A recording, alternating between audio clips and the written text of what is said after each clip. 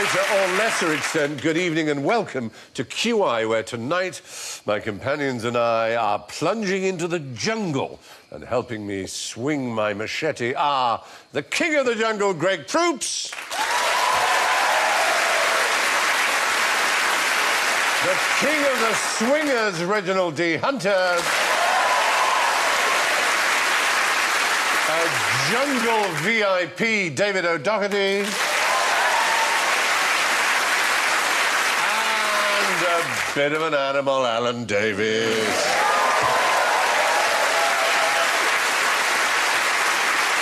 Well, before we begin, we ought to hear your beastly buzzers. Reginald goes... David goes... Greg goes... And Alan goes... All creatures in the jungle have equal value. So, first question, where will the lion sleep tonight? No. Is this going to be a trick where they don't sleep in the night? Where they don't sleep in the jungle? You're right. Man, I am nailing this game. Because, of course, there is a famous song in the jungle, the lion sleeps tonight. A Wimberway. By Tight Fit. But by all kinds of people, actually. Mainly Tight Fit. But what you managed to avoid was falling into the trap that lions sleep in the jungle, because where do lions live? Office buildings. I was going to say Luton. I don't know why. Oh, don't they live in, like, the veldt or something like that? Or... The savannah. It's dry. It's certainly not jungle. You wouldn't get a lion there. And also, quite rightly, one of you said they don't sleep at night. Actually, they do sleep a bit at night, but most of their waking hours are at night. They sleep a hell of a lot, because they're cats. And what do cats do? Sleep in the jungle or forest. They do a lot of sleeping. That's what I was going to say. Yeah. They basically let big animals spend 23 hours a day eating grass, and then they kill them and eat them and get all that nutrient that lasts them for a week. So instead of eating vegetables, you eat something that does eat vegetables. Exactly right. That's true. I feel better about my diet now. Yeah, about that. But the song, The Lion Sleeps Tonight, was the most popular song ever to come out of Africa. It was written by a man called Solomon Linda. He and the Evening Birds, as the band were called, recorded a song called Mbube, which is the Zulu word for lion. And they chanted, Mbube uyui mbumbe, lion, you're a lion. And he was paid the princely sum of £1. No more than that. In 1949, Pete Seeger gave it to the Weavers. They made a huge hit out of it. And then it just carried on being a hit, and all kinds of people like Tight Fit. Tight Fit. But, more importantly, perhaps... Well, better than Loose Fit for a band, I suppose. Disney, in 1994, incorporated it into... The Lion King. In The Lion King. Now, it's estimated that if Solomon I'll get Linda... I'll get points for that. Will you? Yeah. For knowing The Lion King? Yeah. If Solomon Linda had been paid standard composer royalties, he would have earned, just from the Broadway version... £2. Just from the Broadway version alone... £3. $5 million. Ah! Just in 5 years. That's just 5 years ago. I got a question now. Yeah. The pound that he earned, who paid him that? Was it somebody British? No, someone South African, I fear. So what were them people doing with y'all money? It's a good and fair question. It's not the first time that musicians, artists, composers have been exploited, but it is a pretty extreme example of it. Just from the song being used in The Lion King, the musical on Broadway, yes, just he'd have made $5 million. Yes, that shows you how much Elton John makes. That's what I was going to say. Yeah. Elton John and Tim Rice is always grinning. Yeah, exactly. There's a lot of money in musicals. It is staggering, isn't it? But fortunately, there was some good that came out of it, because a South African journalist called Rian Milan brought the case to international notice, and Solomon Linda's family sued and came to a settlement. So the heirs of Solomon Linda have at least benefited from it, which is a good story. That's good, that's Isn't good. it? Nice to see that, you know, natives wasn't exploited again.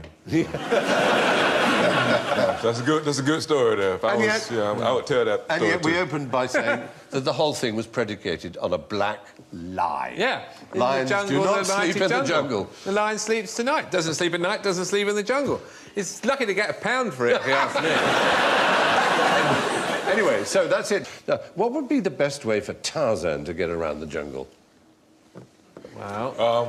Without a family, I would guess. Without being tied down. Is that Johnny Weissmuller? That's Johnny Weissmuller, who made his name as a Olympic swimmer. That's right. And that Maureen O'Sullivan, then? Yeah, it's Maureen O'Sullivan. Was the boy just called Boy? Yes, yeah. he was. The boy was called Boy, and the chimpanzee was called Cheetah. Cheetah, yes. He gets around by swimming and swinging on... What does he swing on, Greg? Vines.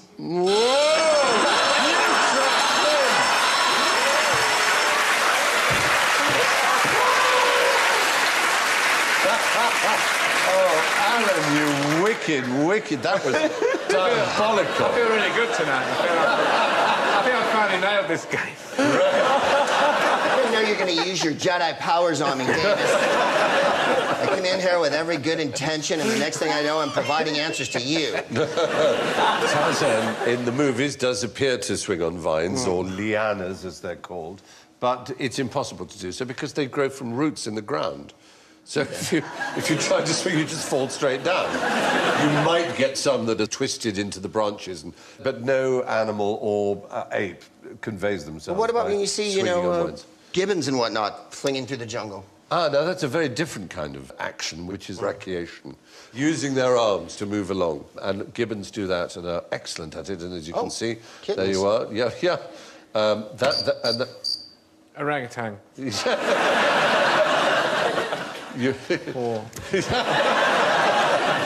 in a competitive mood.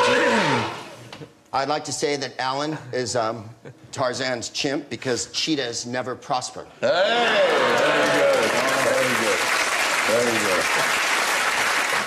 But Edgar Rice Burroughs, who created Tarzan, of course, he said he leaps through the trees unaided. He could drop 20 feet at a stretch from limb to limb in rapid descent to the ground, or he could gain the utmost pinnacle of the loftiest tropical giant with ease and the swiftness of a squirrel. And also, why would it be a vine in the middle of the jungle? Because a vine is... Grapes grow on Exactly. vines. But, it's in the manner of grapevines. Now, as legend has it, Tarzan, the reason he used the vine was not because of its strength or, the fact that it came up out of the ground. Was more so because early on when he heard about his girlfriend cheating on him, he heard it via one of those vines. A lot of people don't know that. I would say fewer than a handful, really. Was it his friend Marvin who told him that, by any chance? You know the story, too? I know the story. There you go. That's why they let you use the show. You smart. Yeah, I know. Why is, if you've got a vine, and why is wine based on the Latin for vine? When we have a vine, wine and vine, shouldn't they be this? Why isn't wine called vine? When I was taught Latin, we were taught to pronounce the V as a W. So it would be Weini, Weedy, Weeki. I came, I saw, I conquered, is what Caesar said, or Kaiser said, yeah. Is Kaiser in German from Caesar? Caesar, then? yes, it is, as is Tsar. So you learn something every day. Yeah. I'm not talking to you anymore. The more you say vine, the less I'm going to say vine. But the Germans say vine and spell it with a W. Ah. So why is it called a Caesar salad then?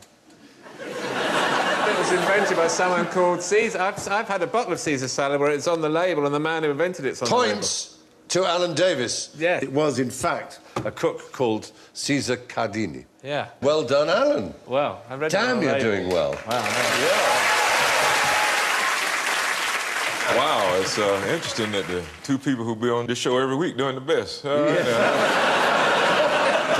You've got time to catch up with me, don't you worry. I just hope for a chance. Oh, man. yeah, Hope for a there chance. are questions coming your All way right, that will then. thrill you. OK, so what do you think these monkeys are called? They're two different species. Is one a bonobo? No. Bonobos look more like chimpanzees. Aren't they the horniest animals on Yes. Earth as well?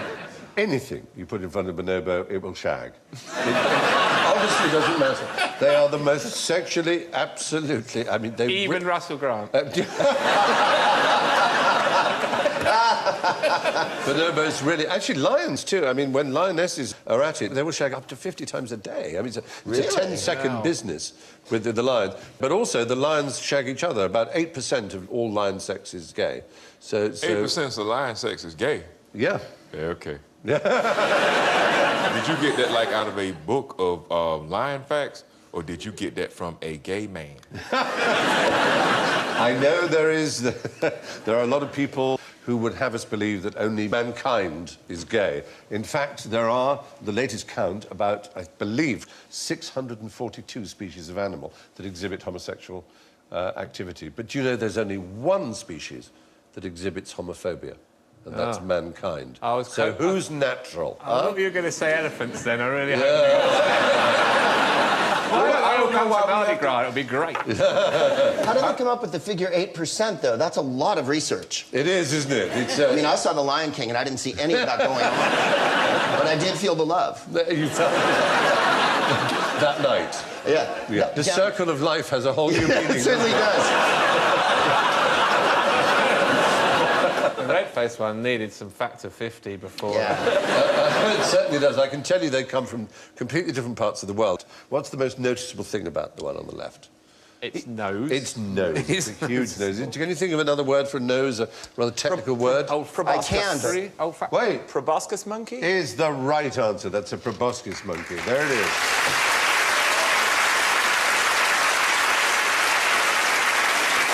The males have the longest noses, often going below their chin, they're so long, and the females find that very, very attractive. There we are. It's an unusual look, I grant you. It's a flaccid penis, that's what that is. A human could not get its hair like that without a hairbrush or a comb. And a lot of product. I mean, that's remarkable, isn't it? It is very impressive. It's a very 1950s kind of a vibe. It is. It's quite rockabilly, isn't it? Yeah. Well, they're charming animals, and they live mostly in Indonesia and Southeast Asia. But what about the red-faced one? Where might that come from? That one's called a cabeza rojo. That would be in Spanish, which not a lot of people know here. Why would it have a Spanish name? Because it's from South America. It's the right answer.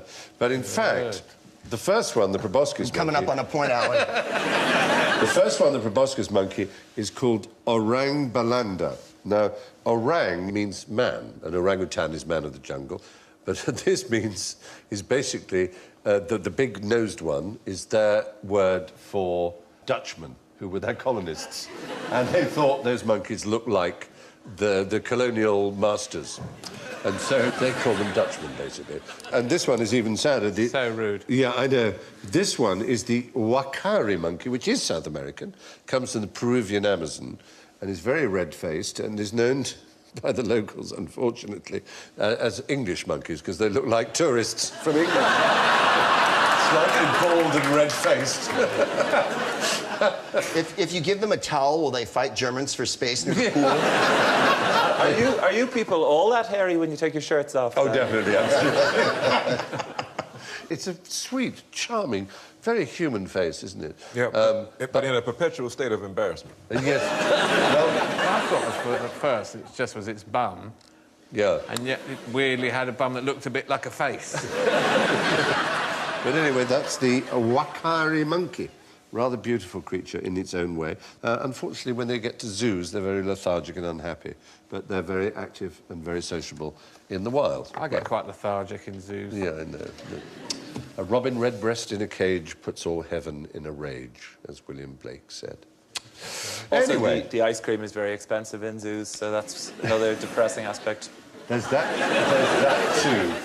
Anyway, why don't ginger ants use soap? Because they like to feel it when they get together. Well, getting together is what it's all about. Ginger ants, also known as fire ants, live in the jungle. In jungles, sometimes you can get huge downpours that will suddenly cause gigantic rivers to appear where none were before. And what's to stop the ants drowning? What's their strategy to keep themselves afloat? Find a bar of soap. No, the soap is the bad thing. They don't want that. They don't want the soap. Let's say no to soap. No soap there. All right, then. Well, I'd assume they'd climb a tree. if they could, they would, and we're going to see them climb a tree, but first they have to cross the water if they're suddenly deluged. Do they sail on little rafts? They make a raft of themselves. No. They cling together, all their little bits, like this, and they make a raft like that. Even carrying their eggs and their precious cargo. That's the fish underneath having a nibble at them, but they are... and then they're getting towards a tree, and they're going to try and climb that tree, because then they'll be safe. But it's a really smart strategy. There we go. He's got the first one's up, and then all the other ones are following. Isn't that amazing? It is amazing. And they all survive. Even the ones on the bottom. Yeah. What happens is that none of the ants become submerged because of the plastron layer of air between their bodies and the water. And that's from piastrone, the Italian from breastplate, which is rather pleasing. A turtle's underbelly is also called a plastron, and so is a man's stiff, formal shirt front. So you can actually have... Yeah, it was a relief, wasn't it? You can actually have 500,000 fire ants connecting together in this way, and they can assemble themselves in less than 100 seconds. And they can float for days, even weeks, and migrate immense distances. Isn't that interesting? That's how I came over from Dublin this morning. But if you put a tiny drop of soap anywhere near it, the detergent would break the surface tension and they would drown. But I've got an interesting experiment, and I do love, as you know, to do an interesting experiment. He does love an experiment. Now, these will represent red ants. This is just... I just find this magical. And it's something you can do at home, ladies and gentlemen. This is what's fun about it. And, Will we form an island and swim across the jar of water? No, this is red-coloured sand, and this is floating on the top. You'll notice wherever I drop it, it tends to start clinging together. So you've got... Here's your little raft of red ants. Ooh, there they are, in the water. And I can put my finger in it like that, and my finger will come out completely dry. Absolutely dry. Bizarre. Holy cow. Yeah, there you are. There you are. And I've got no sand on my finger at all. And it just... but... Are you a devil? Watch this. This will excite you. I'm going to pour all this in here. Blue ants are attacking red ants. Goodness. Yeah, all these blue ants here. It's just horrible. And look at that. It's all clustered down below. But this is the magic part. I get my spoon, and I get all this sand that's underwater now, and I just pick up a little bit of it like so, and it's completely dry. No way! It's utterly dry. Witchcraft! Sorcery! Burn him! It's completely dry. Witch! There it is, look. There it is. Sand, absolutely dry, even though there are drops of water next to it. Isn't that magical? That's just sand and water? Well, I can tell you, it's the special nature of the sand. It's been, as it were, coated. And without wishing to give away the name of a brand of spray that you are encouraged when you buy suede shoes to use to protect your suede shoes that might be called something that rhymed with gotch-scarred. If you wanted to try this experiment at home, you would get a can of that gotch-scarred and spray the sand with it, and you will be able to amaze your friends, if, but only if, you're as sad as I am. But there you are. Hooray!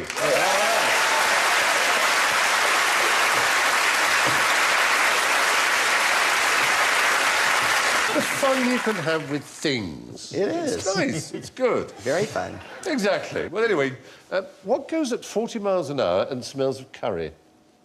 Oh, no. Yay. Usain Bolty.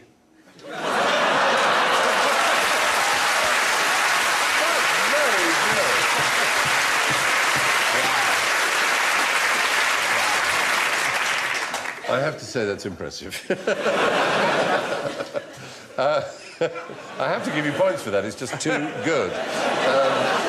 I will give you this clue.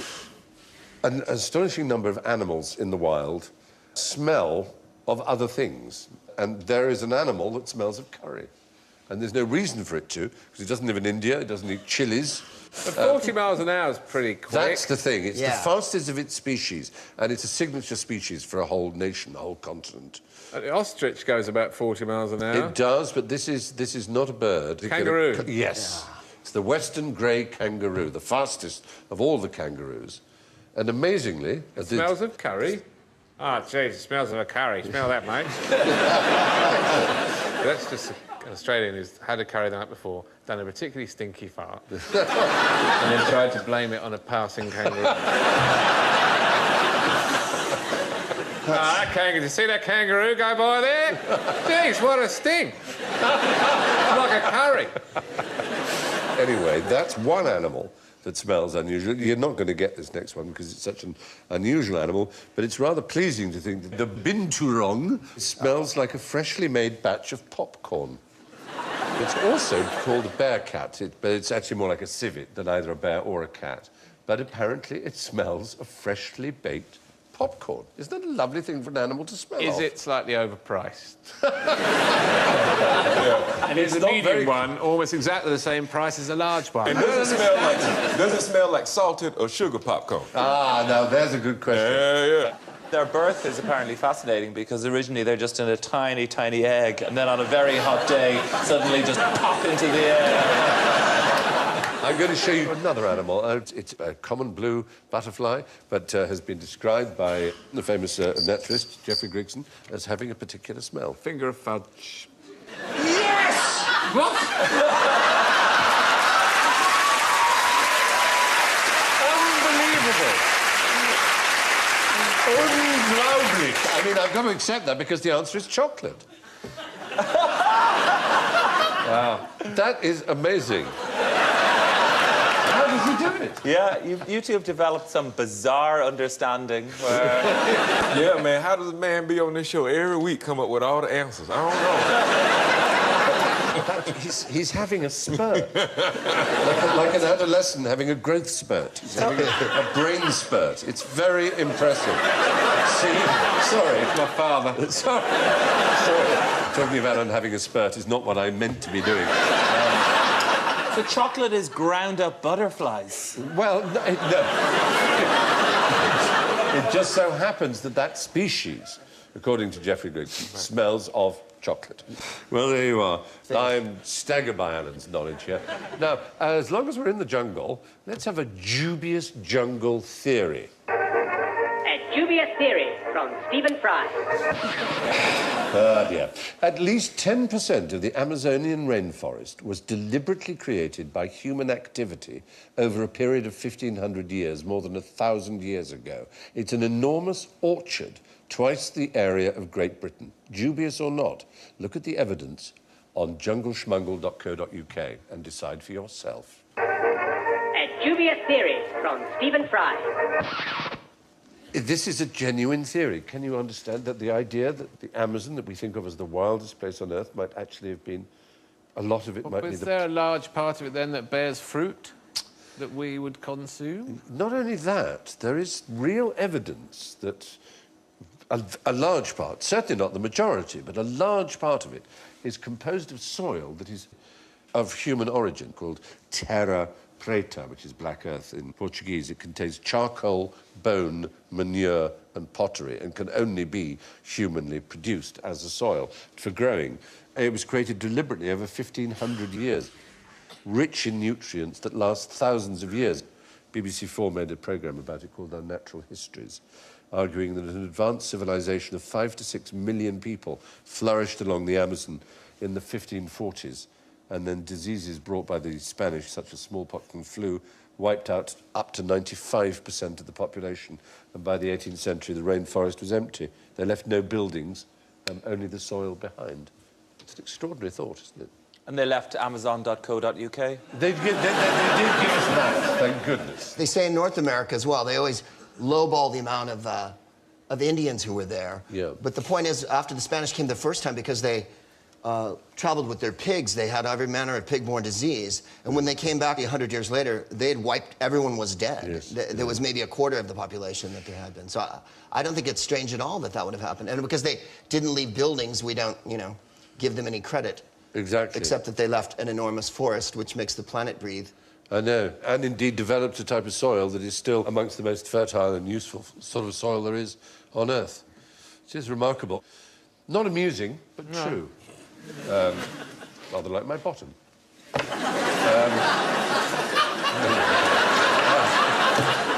I don't know how that So you happened. saying true, like your bottom will always be there. Yeah, like it's true.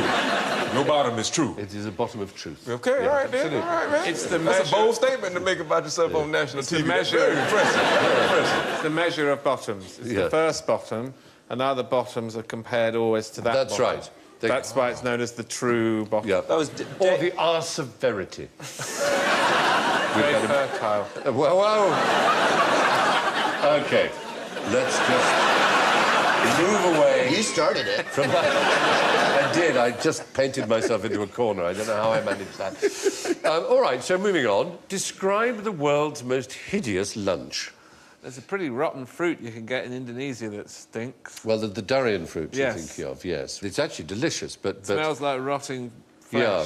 This is actually an animal thing. It's just one of those cruel tricks of nature, you know, that certain species find ways of eating other species that are cunning and cruel. It's not going to be a burrowing parasite thing, Well, is it? it's sort of... In your Jap's eye. Oh.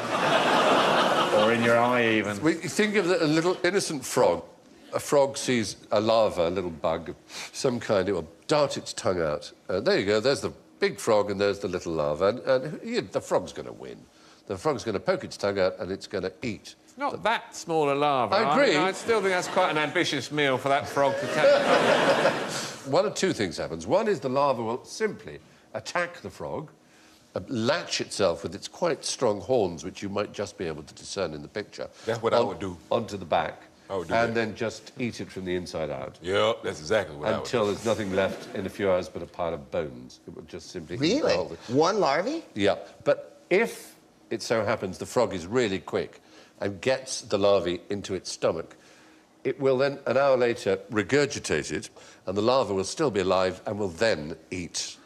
Holy so cow. it will be eaten and then eat the thing that ate it, which is pretty unusual in the world of nature. So you can have your frog and eat it? You can. It's a pretty unpleasant process. It makes you wonder about all things bright and beautiful. But we have no footage. Do we have footage? We have footage, I'm afraid. Don't eat that larva. No. Oh, 2 hours later. I don't feel so good. Having a vomit, and out it's pulling out of its own mouth the thing that is then going to eat it. It's just so, and it's just being eaten, it's eating its chin, it's basically just... He was a prince as well. I know. It's really not a nice relationship. And there they are. Poor Wait a frog. minute. I didn't see the end. Who won? It looked pretty intense, but it looked like it could go either way, really. Yeah. I mean, To be honest, we were too tasteful to show you the outcome. It was too horrible. tasteful. They That's what shake hands and they say, well, we've both learned a valuable lesson. It's called the Apomis beetle larva, and about 10% of predator-prey relationships are where a smaller animal can eat a bigger one. But those are all active attacks. This is the luring technique. It actually waves and says, eat me, eat me. It actually draws attention to itself so that the frog approaches it and eats it. Did you know that 8% of predator-prey relationships are homosexual? A lot of people don't know that. But while on the subject of frogs, what's this little frog doing? What's this chap up to? Wow. It's practicing first position? What's going on in the background? He's trying to build up his nerve into jumping in that gushing stream. No, He's but just he's- going, I can do this. He's facing the other I way. can do this. Is he fishing? Is he catching things No. in his webbed? I was thinking maybe there was a plane load of frogs trying to land.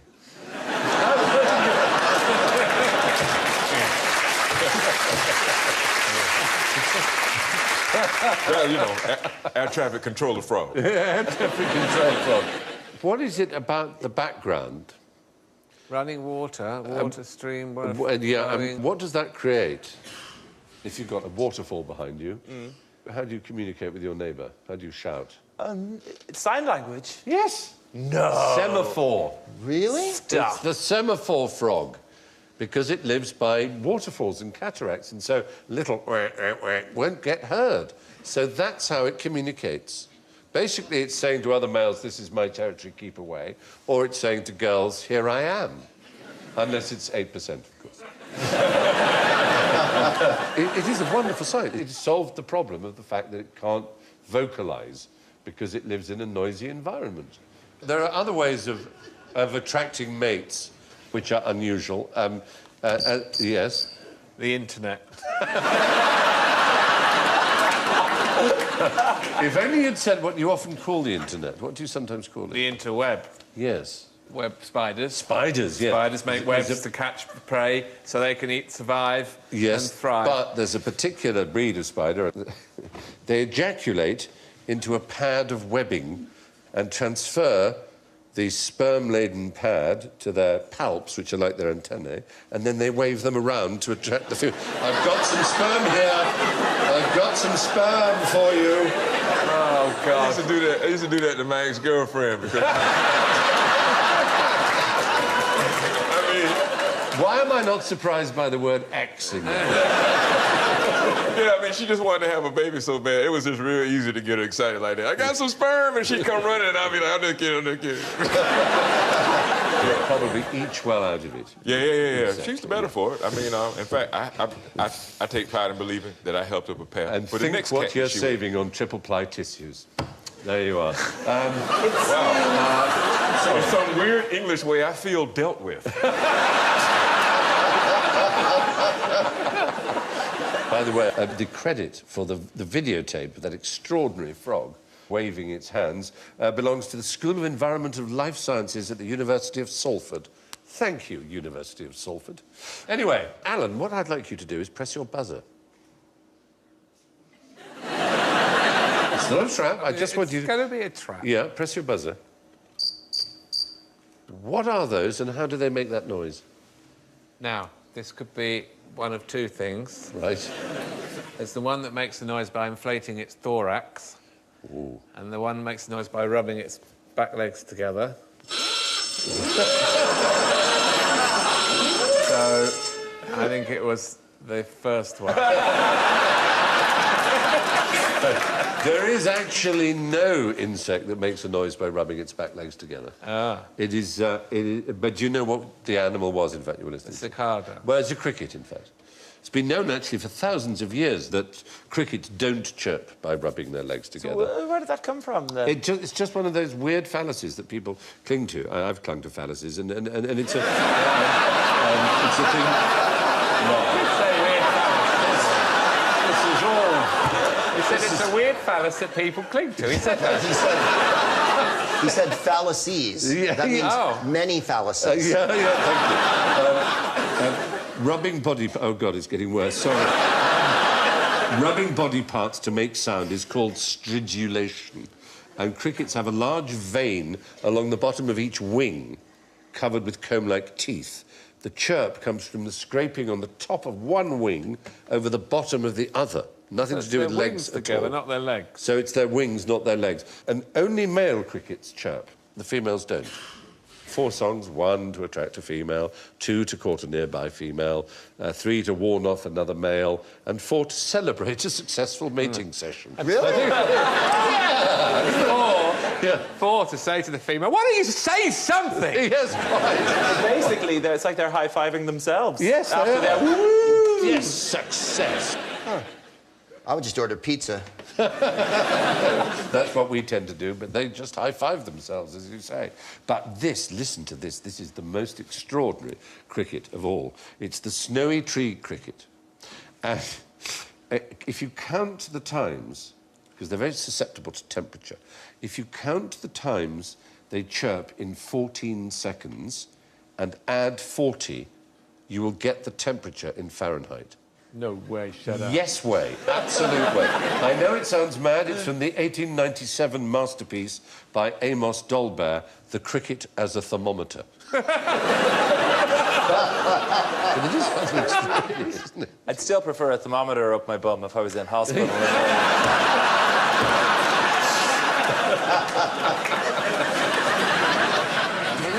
Amazing, isn't it? Yes. Dolbear's Law, now you know. Anyway, what lives underwater and is the loudest animal in the world for its size? Greg Proops. Oprah. Good answer, but untrue. Is it going to be a blue whale? Oh, you so well. No, it's the largest in relation to its size. The noise it makes is quite astounding. When I tell you that its size is 2 millimetres and it creates a sound of over 99 decibels, which is like a freight train passing by. It's an incredibly loud noise, and it's a little lake creature, actually. Do you know those things that almost seem to walk on water? Do you remember what they're called? Our Lord.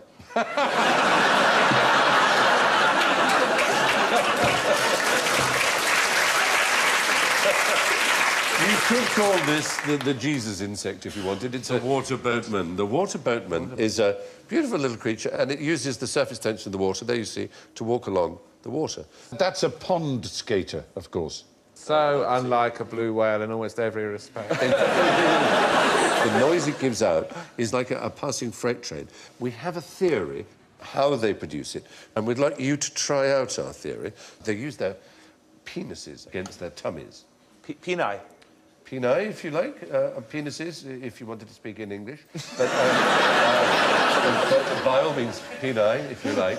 They rub their penises on their tummy and somehow create a noise of 99.2 decibels. But that's just a theory, though, right?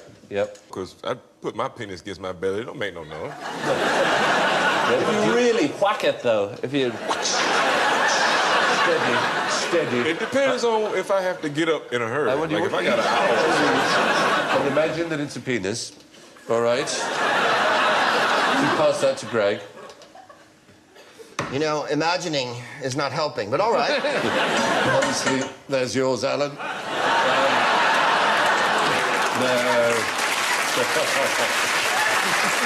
You can have a normal one.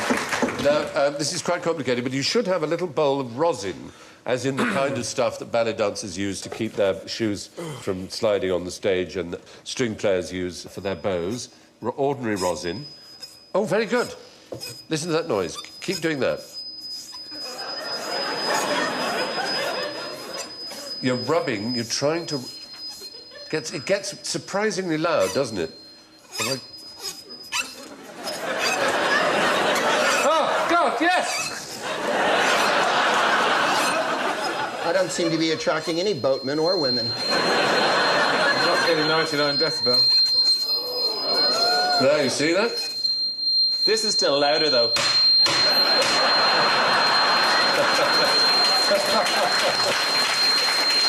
Is that yours? But isn't that surprising? Wow.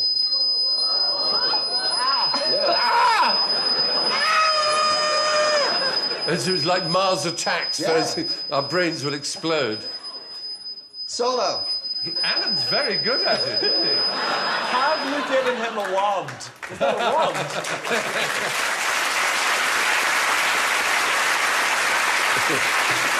It's, wow, excitement. It's a very interesting thing. You can pop your little ones down now. Yeah, it is surprising how loud it can be. No females have approached Stephen. Especially if you do it under the table, then no one knows. Miss Allen's doing it again. You're very good at it. Alan, you have a natural talent at last. And he's doing that with his penis. He put the rod down hours ago. Actually, it's 99 decibels. About 90% of it is lost underwater, but you can still hear it above the water because it's so loud. So how loud is a blue whale? Oh, it's loud. The blue whale is capable of 188 decibels. Ah! Which is a lot more, but Way more! But and its cock is enormous! Yes! But we were talking about proportionality. If it was able to rub its cock on its belly, it would be deafening! They can't, you see. That's why nature provides, because Yeah, their flippers are that's too... right, because if they could get access to their enormous penis, they would deafen the oceans. So the water boatman makes a big noise with its mighty stridulating penis. Anyway, throughout the show tonight, there's been a species of striped animal in full view here in the studio. Let me know when you see it. But there is a striped animal somewhere in the studio in full view. Are people stripy? Yes. Really? All human beings have stripes, very regular stripes, on their skin. They were discovered in 1901 by a dermatologist, and they're called Blaschko lines. He studied 140 patients who had a particular kind of skin disease, and he drew up the map that followed the exact lines. They just don't show unless you have that particular condition. It's almost like camouflage if we lived in pasta. It would be. And maybe that's how it evolved. But in the cases of animals that are obviously striped, like zebras... Tigers. And tigers. Is zebra, for example, is a zebra white... Want a point for that? Yeah. Oh, yeah. Is a zebra white with black stripes or black with white stripes? Yes. Which? It's black. What do you think, Craig? You're going to fling me, Alan. I think, one, they smell like chocolate, so I'd say chocolate. I would say they are black with white lines. That's what I would say. No, they're white with black stripes. Well, you would say that, wouldn't you, white man?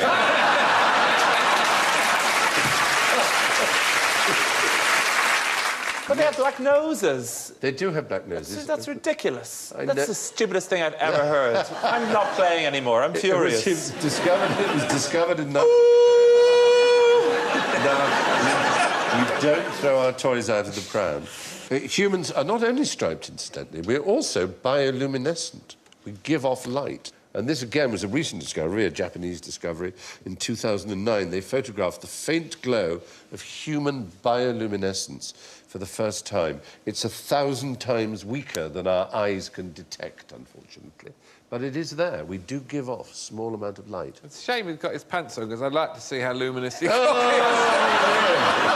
Then you must get yourself a job in one of those body scanning units at Heathrow, and you'll have the most amusing time. I got put in one of those. Looking at people's willies as they walk through. The green bit is a mystery. I don't know whether that is the photograph and that the sensitivity of the camera is such that... That's biohulkinescence. That's the credible Hulk, who was slightly different. I like the credible Hulk. Yeah. He's a Hulk, but I believe it. He's vaguely orange. Yeah, he goes a little bit green and slightly peeved. Yeah. I would watch Incredible Hulk. But anyway, there you are. So it's time for the final scores. I'm sorry to say that in last place with -10 is Alan Davis.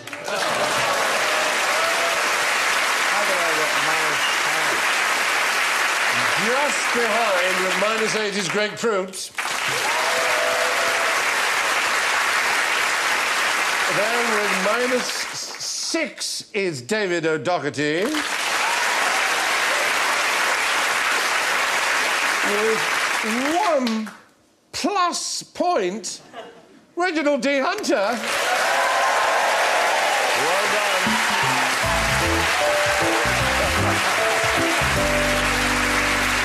Well, that's all from David, Reginald, Greg, Alan and me. Remember, snakes are more afraid of you than you are of them. Unfortunately, this is not true of mosquitoes, spiders, bears or tigers. But don't have nightmares. Good night.